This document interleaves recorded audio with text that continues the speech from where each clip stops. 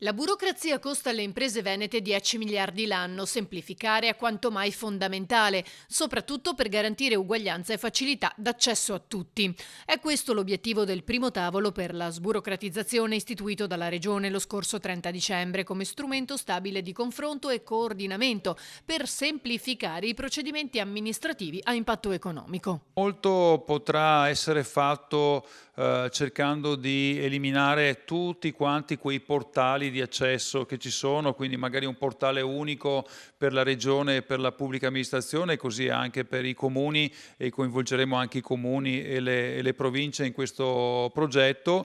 Moltissimo la digitalizzazione, cioè il fatto che non si debba più inserire gli stessi dati che ci chiedono le pubbliche amministrazioni ogni volta attraverso magari l'identità digitale, quindi lo SPID, la carta d'identità elettronica, e penso che questa sia una strada da percorrere. Al tavolo hanno preso parte sindacati e associazioni di categoria, sono state analizzate le principali criticità operative segnalate dal sistema produttivo. Da uno studio fatto dal Centro Studi di Confartigianato emerge che il 74% è il peso della burocrazia, un peso importante, un peso che va a gravare, che per ogni impresa serve un dipendente che segua tutti quelli che sono gli incartamenti per poter lavorare. Stiamo parlando solamente per poter lavorare.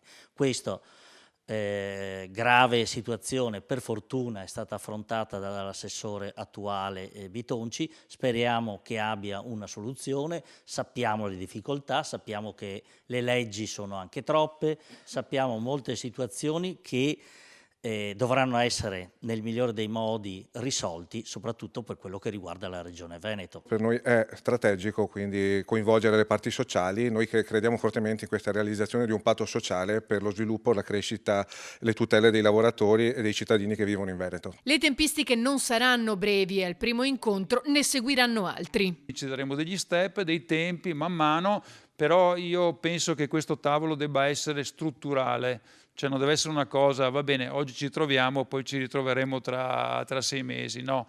Io penso che questo tavolo vada convocato e ogni volta si verificano i passaggi e quelli che sono stati i miglioramenti su alcuni processi, quindi dopo nascerà proprio anche un reporting importante che sarà ovviamente distribuito e oggetto anche di valutazione da parte delle categorie economiche, da parte anche dei media e della stampa.